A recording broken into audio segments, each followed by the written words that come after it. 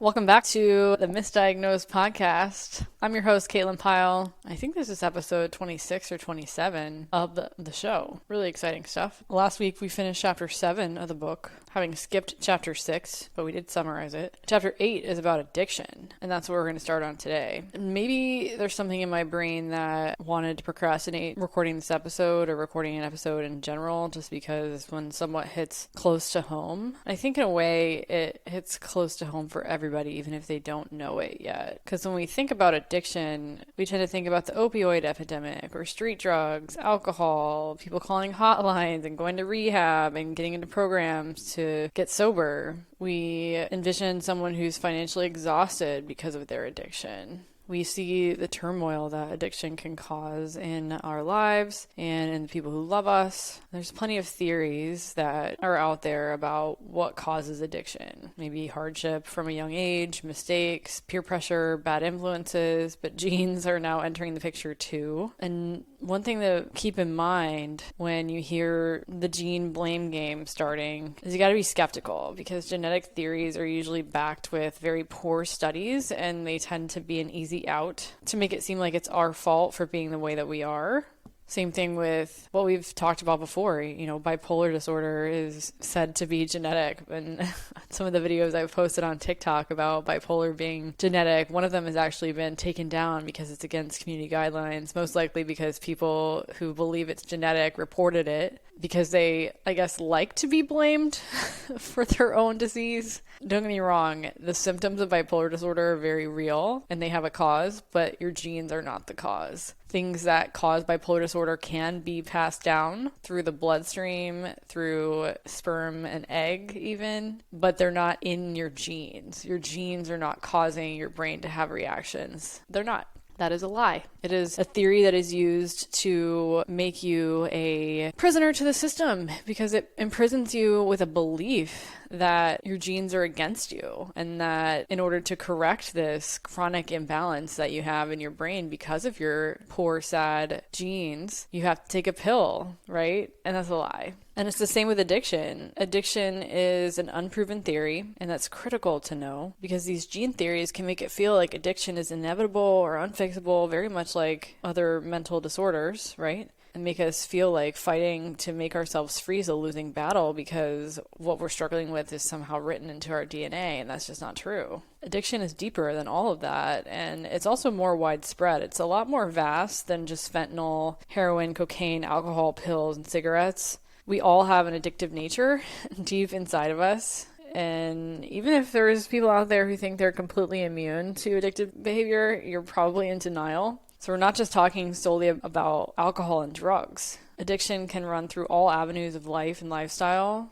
Just like you hear people say, we all have our vices. That's very, very true. Addiction can be very basic as being habitually fixated on a favorite food. I don't know if you guys have ever seen the show Freaky Eaters or My Strange Addiction when they were on back in the day. I think you could still watch the episodes online, but some people would eat nothing but cheesy potatoes or mothballs or cat food. I have had acquaintances in the past who would eat nothing but white rice, bread, cheese. So they would order pizza with just cheese and no sauce. It's just the wildest thing. People could be addicted in that way. You could be even addicted to acting like someone you're not. You could be addicted to your devices. I feel like I'm addicted to TikTok right now, and I'm not going to go on TikTok all day today. I'm just saying it. It's Wednesday as I'm recording this, even though I post episodes on Friday to give myself a few days to edit. It is Wednesday, and I am not going on TikTok today. I said it. I haven't been posting that often either. I want to post more, but I'm just not sure what I want to do with the channel. We'll see, because once I start living in my van, I want to start doing vlogs on there about van life and why I left the corporate world and entrepreneurship as well. Traditional entrepreneurship, that hustle culture, why I don't want to be part of that anymore. So who knows? And I'm still healing, So we could be addicted to TV, we could be addicted to driving or confrontation or expressing toxic opinions on the internet.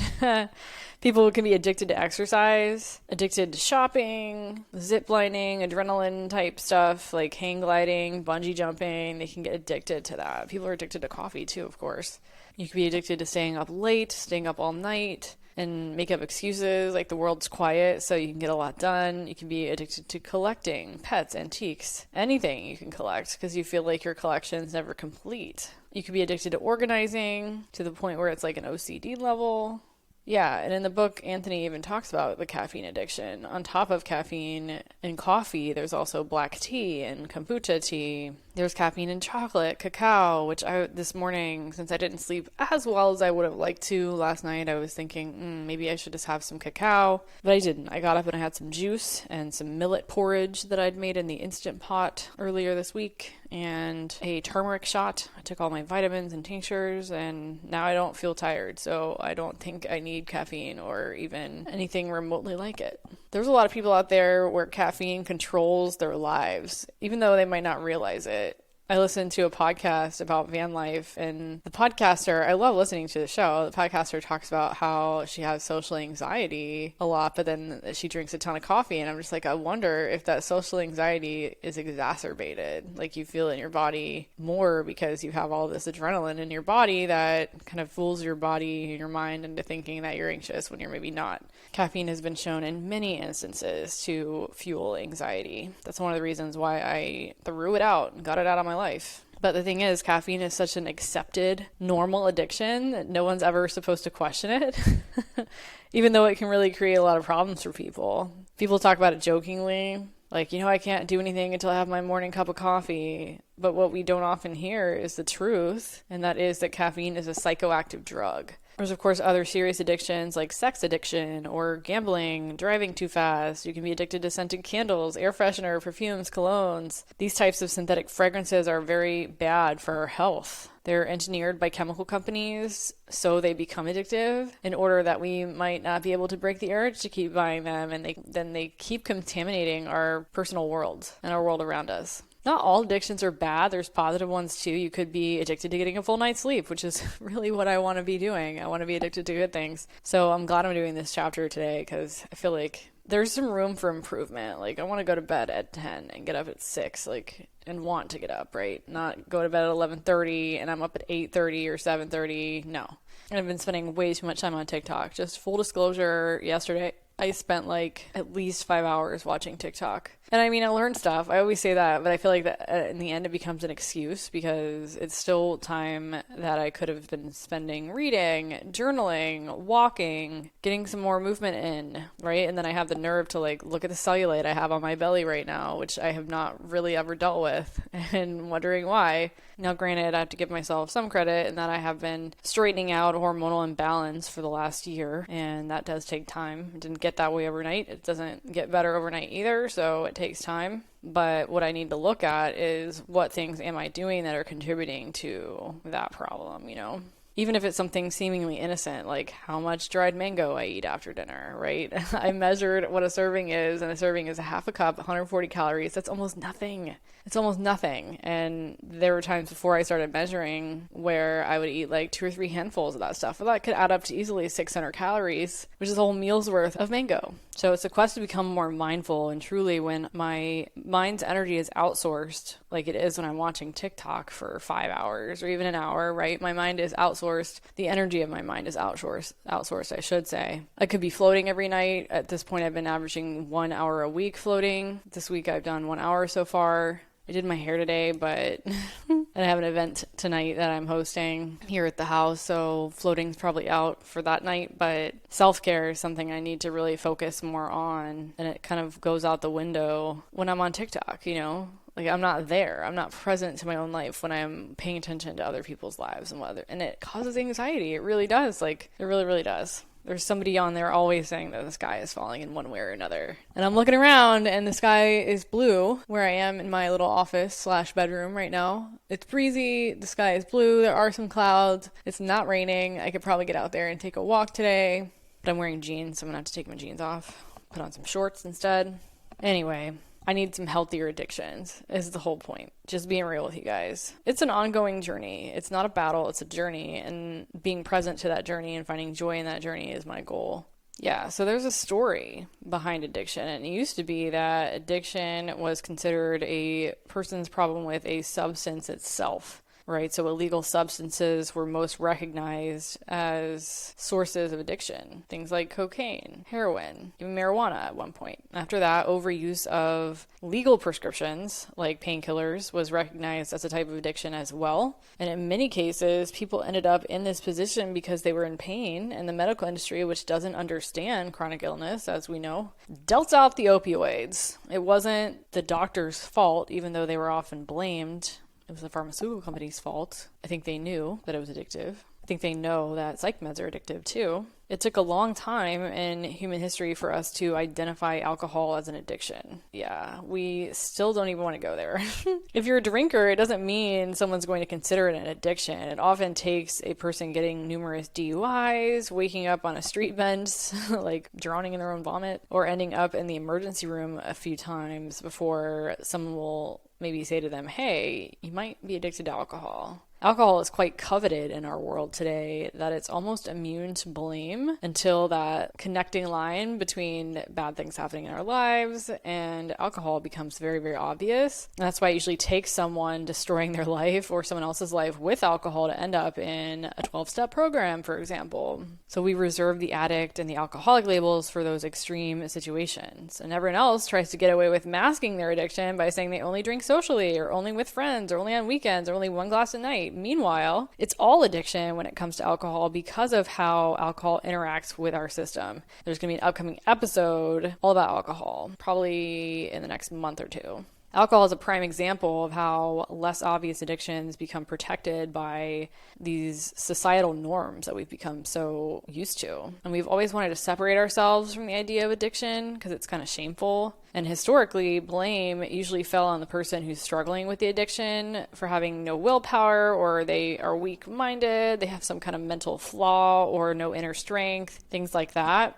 Compassion was absent from the conversation, very conspicuously so. Willpower is still very much part of the conversation, though. People will look at someone struggling with drug abuse, alcohol abuse, gambling, shopping addiction, and think, well, how are we going to change this person? There's obviously a weakness here. Those who struggle with addiction are often considered insensible or out of touch with reality, and sometimes addiction is even blamed on stupidity. It's simply not true, though. People who get caught up in addiction are not weak or stupid. Intelligent people get caught up in addiction all the time. And the truth is, everybody is actually intelligent. And lately, addiction's been called a disease, and that actually gets closer to the truth, which is that something's happening inside the brain that explains why bringing a substance into the body or engaging in any certain activity would set off a dependence. That brain reaction explains why someone is reaching for caffeine or weed or opiates or other addictive substance or whatever activity in the first place. Nobody knows the full truth about what's going on in the brain to make that addiction happen. Naming it a disease doesn't mean it's understood. It's only gotten that status because of its recurring nature. We've been able to observe a person go back to the same addiction over and over again, very destructively.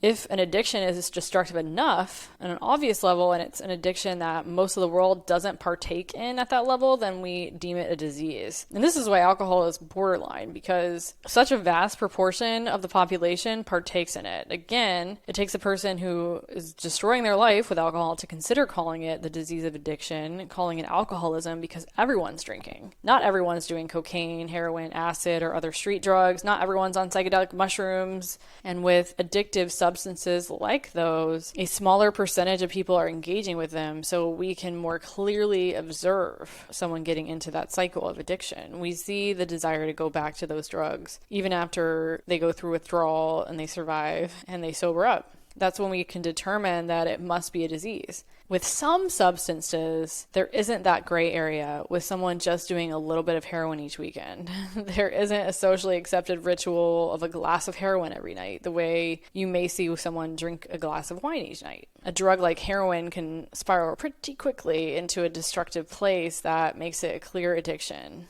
So even though alcohol is milder, it can still be abused, and that abuse can become severe. And there's also a gray area before that point. You can have a glass of wine every night and not call that a disease because alcohol is socially accepted and protected. Almost the entire population drinks, and we don't want to think that's a problem. Only when someone's on their 10th DUI, or they've injured someone while driving after drinking, or they have been abusive toward family members when they're drinking, or they have lost family or friends because of their alcoholism, and then finally goes to rehab, they get sober, their life's back in order, and then they end up on a park bench again with a bottle of wine in a brown paper bag. Only in this small percentage of the population are we ready to deem it a disease. It's taken a lot of attention to even get here to this point where we'll call that a disease instead of a lack of willpower or some kind of moral failure.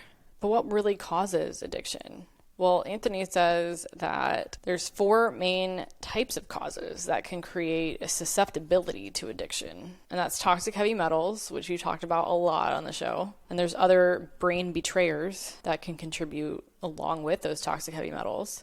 We talked about deficiencies in the brain in the episodes on burnout, specifically glucose, glycogen, and trace mineral salts. Then there's emotional injury, and that could be either early in life or later. And then caffeine exposure, whether you were in the womb or maybe as a baby, toddler, or a child. I can remember the first time I had Mountain Dew, I was up all night. I was up all night, and it was like probably not even a whole can, or maybe it was just 1 can, right? I could not sleep, and I was like, no, I don't want this anymore. But it tasted so good, right? To this day, Mountain Dew tastes so good, but that's the way it's supposed to be. Like, they want it to be addictive. Yeah, so toxic heavy metals and other brain betrayers, deficiencies in the brain, emotional injury, and early caffeine exposure can create a susceptibility to addiction. The person can experience maybe just one of these or any combination of them. Toxic metals in the brain, for example, can create an addiction all on their own, even for someone who grew up in a nurturing home with every resource known to man, right? Or someone could be dealing with toxic heavy metals in the brain at the same time they're dealing with other brain betrayers or nutrient deficiencies or emotional injury, a trauma of some sort, creating that person's unique experience of addiction. I mean, I got really addicted to weed after my divorce, like before and after my divorce. I didn't start smoking it until I was like watching my husband go and try to find dates with other women, and I was like out on the scene again. We were trying to have an open marriage. It was traumatizing, and I didn't know it. I didn't know that's what it was. But when he first suggested it to me, I was like, I need some time. And it took probably 3 weeks to think about it. And the toxic heavy metals play a very large role in substance abuse and other risky addiction. And it's worth noting that those 4 causes that we mentioned are the main causes of addiction. That is the causes responsible for the majority of people's addictions. Those 4 things. Early drug exposure and early alcohol exposure can also lead to addiction. So even minimal alcohol consumption during pregnancy and breastfeeding can set the stage for addictions. But because there's awareness around the risks inherent in drug and alcohol use while pregnant and breastfeeding, it's a less common cause of addiction. Caffeine use, on the other hand, and that includes coffee, chocolate, green tea, very, very common everyday occurrence among people who are pregnant or breastfeeding. We also give kids chocolate on a regular basis, or raise your hand if that was true. I ate a lot of chocolate when I was a kid, ate a lot of candy when I was a kid, period. And that's why early caffeine exposure gets the attention here, along with the other 3 main causes, because they're common.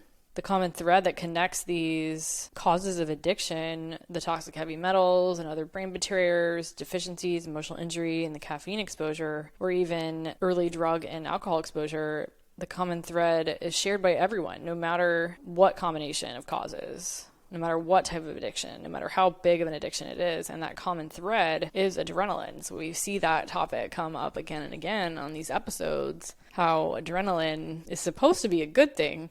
It's supposed to help us when we're in really stressful events in our lives that are not supposed to happen all the time, but they become so normal. So many of us are just in fight or flight all the time because of the stress that's created in our everyday lives. But in addiction, the role of adrenaline is central to understanding it. So when we're addicted to a substance or an activity, we're essentially addicted to the adrenaline it triggers. And how that works, we are about to find out. Nearly everyone walking around on Earth has toxic heavy metals in the brain. We talked about it in the show before. It's true. Everybody has it. I mean, they're spraying in the atmosphere. It's in vaccines. Like, we know this. So some people's toxic heavy metal load might be a little, whereas some is more extreme. And this is what happens. When adrenaline saturates our brain tissue, it's almost like an antidote to those toxic levels of metal, because the adrenaline is like a temporary patch and it allows the electrical signals to travel in and around the metals more easily. Adrenaline acts as a temporary anti-inflammatory for any areas of brain tissue where toxic heavy metals are causing mild inflammation. So this is why people think weed is helpful. This is why people think drugs are helpful because they're a temporary mask. And that's why they think psych meds are helpful, because they don't take care of the underlying problems in the brain like toxic heavy metals. They cover them up. So when a substance or activity triggers an adrenaline surge, that gives us this feeling of relief, right, from those toxic heavy metals that are in our brain. And then we want to keep going back for that relief in the form of whatever substance or activity triggered the adrenaline. So you'll go back to the weed, you'll go back to the alcohol, because it puts this band-aid, this temporary relief on the toxic heavy metals in the brain. That adrenaline is literally just like a band-aid. It allows your brain to temporarily work better. And so we're fooled into thinking that it's helping us. And we can't forget, toxic heavy metals are not the only toxins in our brain. Somebody's brain could be super toxic with other brain betrayers. So on top of the toxic heavy metals, there could be multiple chemical poisons and acids, plastics, radiation, all kinds of things circulating in the brain and literally inhabiting our brain tissue. MSG deposits, toxic calcium deposits, salt deposits, all those things create crystallizations in the brain that act as obstructions to electrical pathways in the brain. Adrenaline can feel like relief, sweet relief from any kind of toxic overload in the brain. Adrenaline offers that antidote effect by patching over electrical impediments, right? So just like with toxic heavy metals, adrenaline is a band-aid over any electrical impediments, and it can temporarily reduce the mild brain inflammation that's resulting from the toxic overload. Yeah, and so toxic overload, that's how it creates a susceptibility to addiction. The fewer toxins in the brain, the less susceptible you are to addiction. Now, there's more obvious addiction sources that trigger adrenaline surges. And there are less obvious sources that trigger adrenaline surges. Now, some people fall into substance abuse, for example, like I did, whereas others develop an addiction to heated arguments and confrontations that put them within arm's length of danger and get really pumped up with adrenaline. And many people, without even knowing it, use exercise to treat mild brain inflammation or mild anxiety or depression caused by toxic heavy metals. The adrenaline produced by the exercise will provide a temporary feeling of relief. This is how exercise addictions can develop. It's all about getting that adrenaline to self-medicate, right? Some people have severe health conditions that prevent them from exercising much, so they can't use exercise adrenaline surges to manage the effects of the toxic heavy metals that are in their brains. And even though those people who are physically capable of exercise find that it's self-limiting, we can't exercise every minute of the day and night to hold back our anxiety and depression, and people often resort to caffeine instead as an adrenaline-producing treatment, whether they realize it or not. Most people don't realize that caffeine is producing adrenaline in their body, and that's why it feels good. They think it's because it has beneficial health effects and antioxidants and all the things that marketers will tell us that make us believe coffee is good for us. Sometimes people even consume caffeine before their workouts or during their workouts. That was me. I would drink these pre-workouts that had yerba mate and guarana and other quote-unquote healthy types of caffeine in them before I'd work out. And because I'd be feeling so good, I was thinking, exercise feels so good, It was actually the caffeine, the adrenaline doing it to me. That's why Adderall feels good. It releases adrenaline. Where do you think the ad comes from? In Adderall, adrenaline. So no matter what substance or activity we're using, what we don't realize is that we're using the substance as a tool to trigger adrenaline, literally triggering a high for momentary relief from toxic heavy metals and everyday toxins in our brains. Yeah.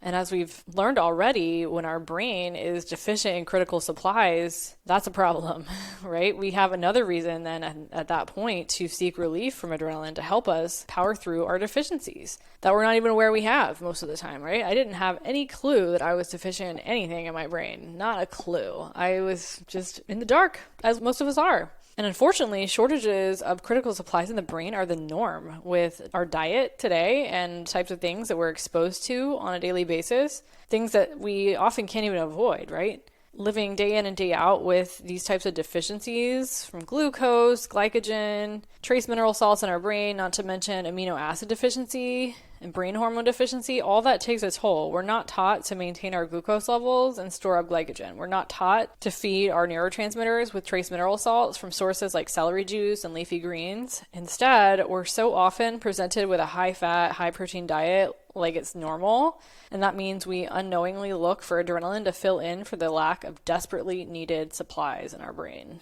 So it's no surprise then that brain deficiencies can create a susceptibility to addictive impulses as we reach for substances and activities to provide those adrenaline surges to cover up for the things that we're missing in our brains.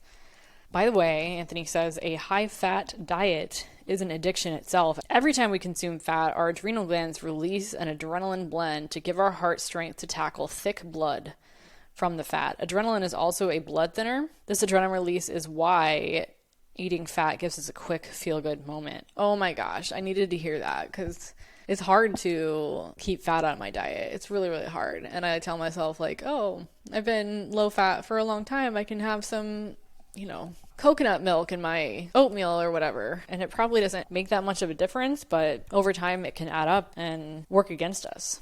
Fat is really addictive and the real cause of people getting addicted to sugar. And we're going to get into this later in, probably not this episode, but the next episode. Yeah, next episode we're going to talk about sugar addiction. Really exciting. And more stuff about genes. But first, we're going to talk about emotional injury and adrenaline. We've talked a lot about that on the show so far. So bringing it full circle and how that relates to addiction. So when somebody experiences emotional trauma, and my thoughts always go back to that time period preceding and immediately after my divorce, those types of things can lead to obstructions in the emotional centers of the brain in the form of scar tissue. It can stagnate our blood vessels, inflame the blood vessels, harden the tissue. Brain tissue can even start to recede from the inside out in small pockets. Any of these impediments and obstacles can lead to a continual need for adrenaline to bring relief as a temporary patch over the impediments and obstacles, which makes so much sense why I was just vaping cannabis like a freaking smokestack.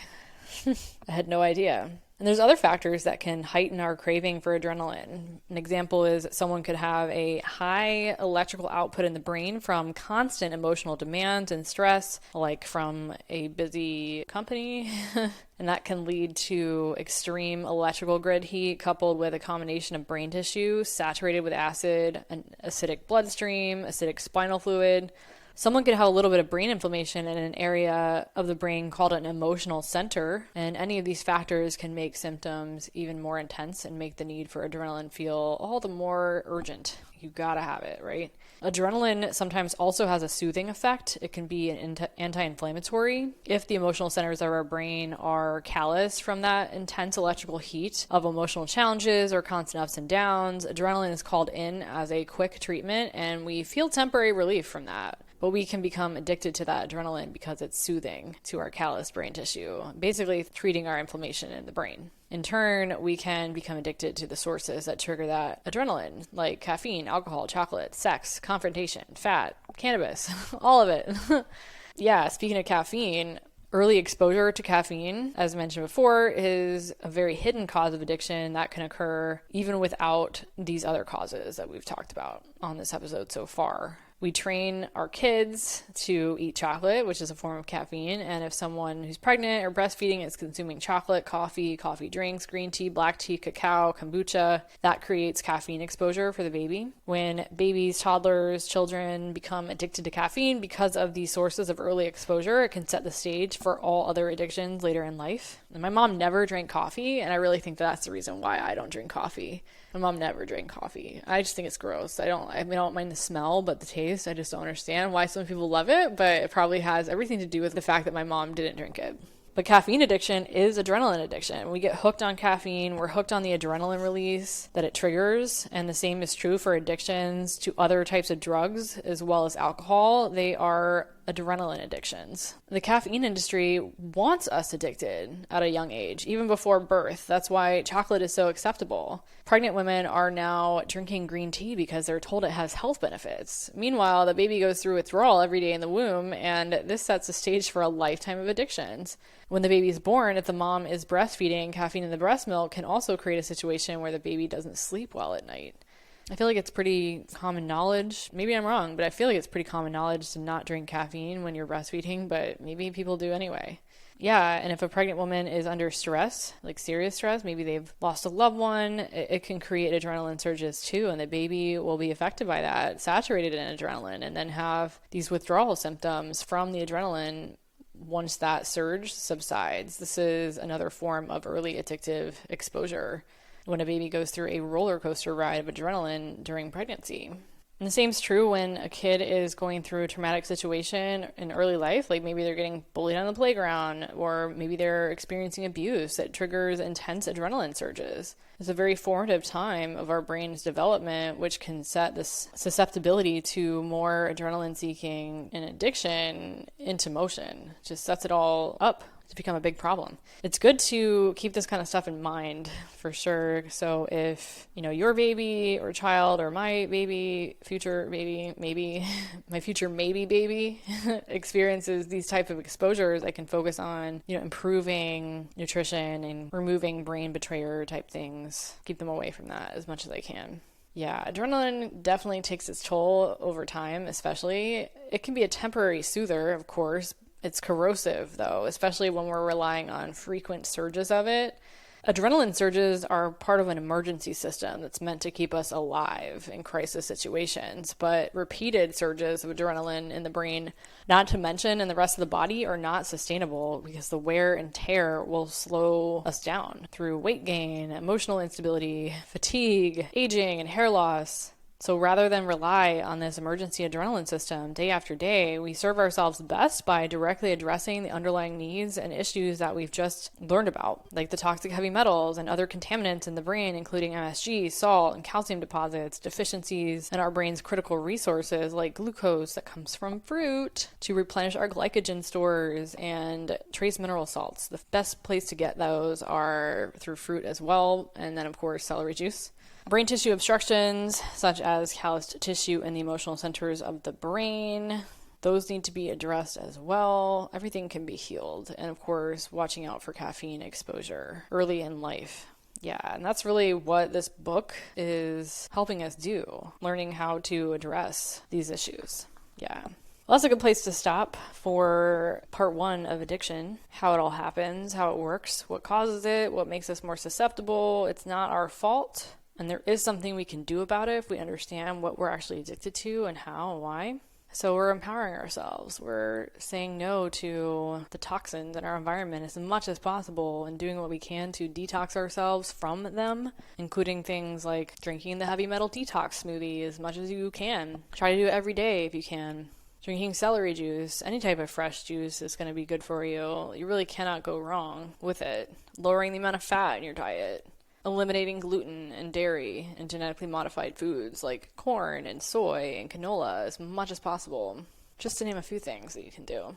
Yeah, next week we will talk more about addiction, specifically sugar addiction, and a little bit more about genes and addiction, and wrap up the topic of addiction. Yeah, it's been good. I think it's very eye-opening for us to really look at all these different sources of adrenaline and understand that adrenaline is at the core of every addiction, and understand what that addiction is, or what that adrenaline is trying to do to compensate in our brain and to address those deficiencies, address those problems in the brain that are causing the brain to beg for this emergency substance, right? This adrenaline is supposed to help in an emergency, and addictions are emergencies. They really are.